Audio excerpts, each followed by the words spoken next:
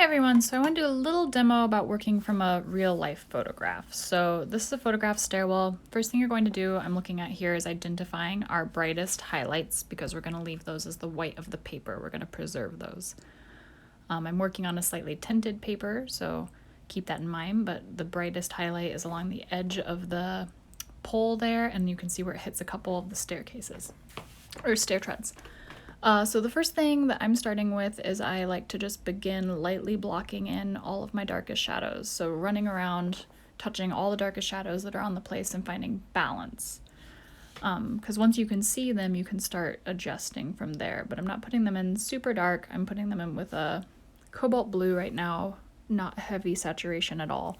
Just so I can start to sculpt the piece out and find out where those shadows are, find balance within it, and keep them there as I work around it. So these sort of become my blueprint. My lines are going to get kind of harder and harder to find, but shadows are always going to be anchor points for the whole piece.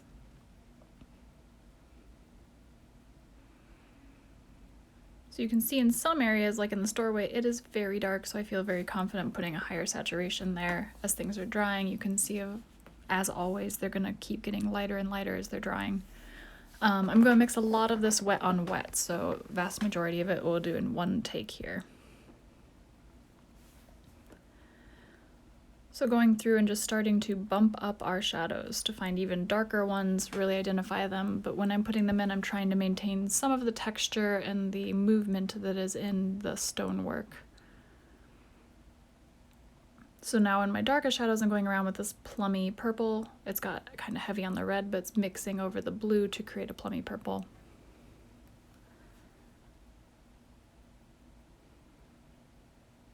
Because these cool tones move back against things, and also because there's a lot of reds and purples and different tones of blues and purples in this research image I'm working from.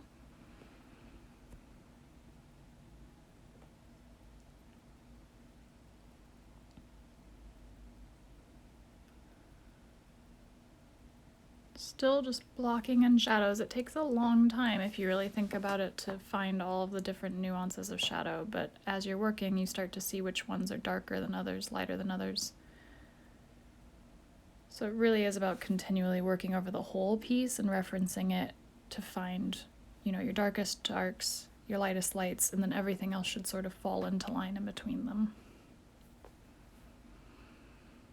Preserving that little edge of white that's running along the edge of the pole for my highlight, so not letting my shadows as I get into this edge get into there. I'm sort of underpainting some light here. You can see in the research image there's definitely a warm glow coming up the staircase, so just going ahead and painting in that warm glow and letting that live underneath all of my other colors.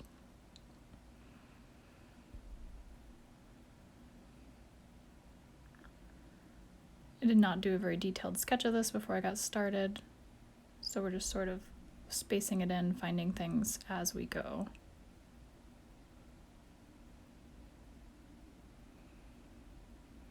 So these treads are blue, which is our shadow color, but you can tell that they're a lot lighter than the step ups in front of them. So we'll keep trying to kind of find the balance that is having them be blue like they are in the research image without getting so dark that they become the same color as the tread, or as the facing.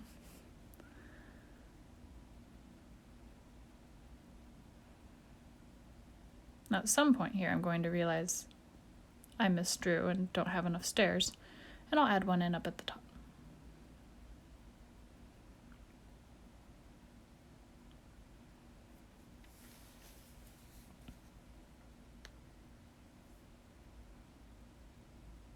So I'm working through with a lighter, brighter purple tone that's not so plum, not so deep and saturated, to sort of warm up a couple of these areas, to define some splotchiness up along the stonework, and to show how that bounced light works.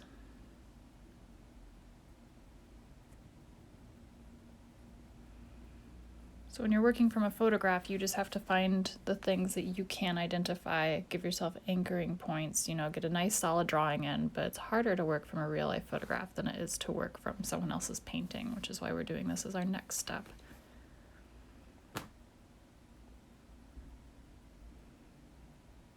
can be kind of overwhelming to look at how much information there is in a photo, but if you break it into steps and break it into just sort of allowing yourself to slowly discover it as you go, it can be maneuvered through. There is a path to finishing.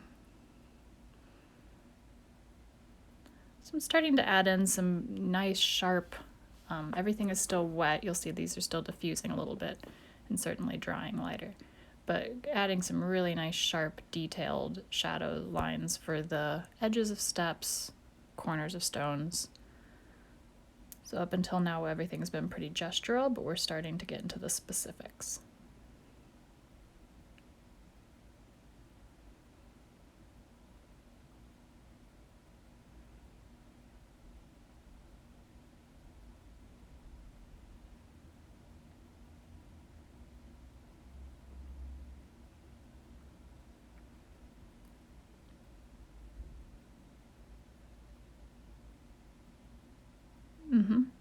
I'm one step short.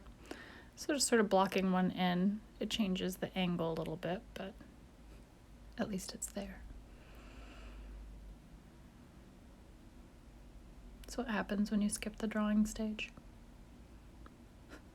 So I made that mistake, so you don't have to. So now I'm getting some of the blue shadows coming out from the back edge of the step where it meets the one above it to kind of push those front risers towards us. Those highlights help things feel like they're coming towards us, right? So adding depth to the step itself.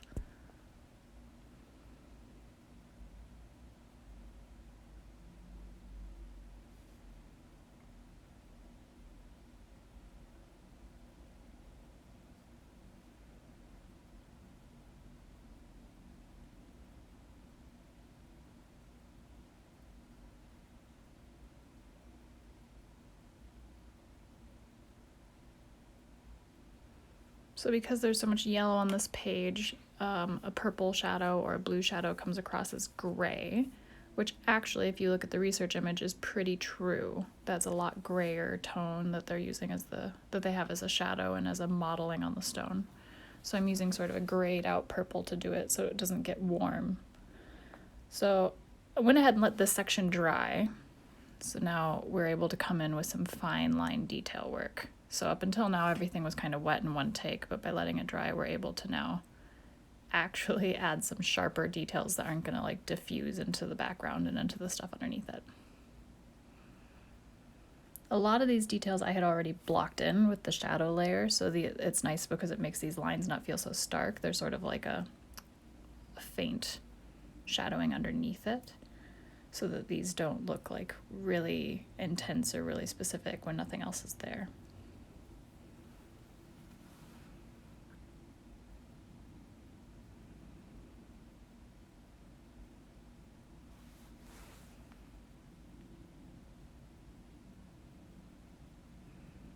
Now when they're wet, these dark blue shadows, I'm using once again like a bluer side of the plum that we were talking about before, heavily mixed with cobalt, look very, very dark, very stark when they're wet, but they will still dry lighter.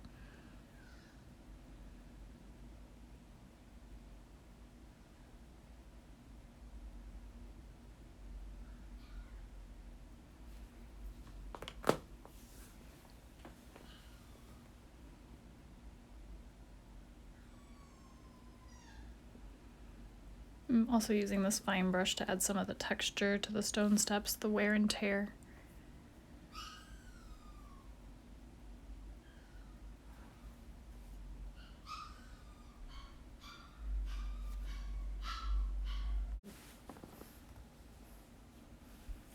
Now I'm using that same color to start adding some of the outlines on the stone blocks in the background of the wall wrapping around.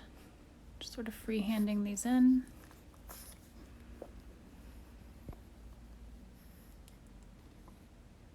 Making adjustments for where my underpainting wasn't trued up or there was a mistake. These final details are what really defines everything, especially when you've been using wet blending. Things can be kind of soft, so you've got a little bit of room to maneuver if you need to.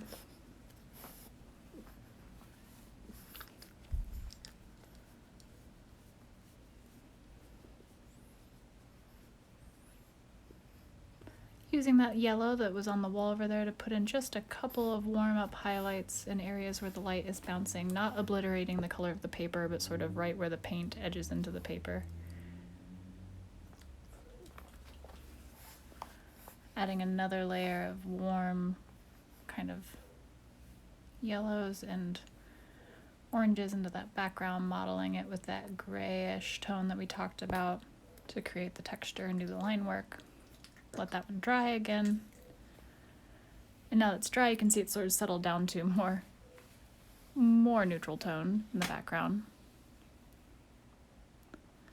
So starting to use that gray tone to do some line work. It is not as high of a contrast. The line work on this wall is not as contrasty as the line work on the top wall.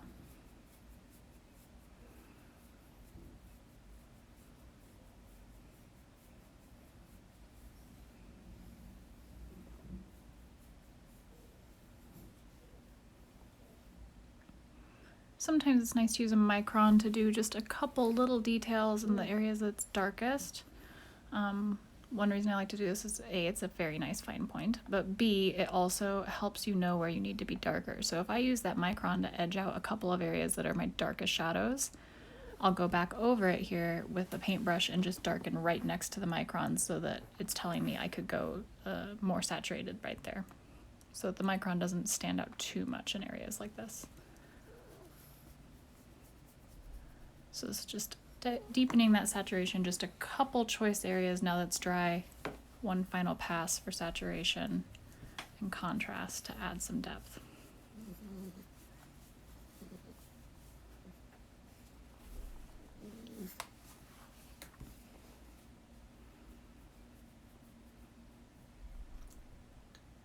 And that pretty much completes our piece. So what we focused on here was preserving our whites, underpainting our light and our shadows, and then working our way slowly into detail, right? You can also use a white colored pencil to pop a couple highlights at the end, if you have one.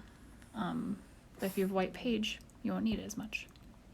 All right, see you soon.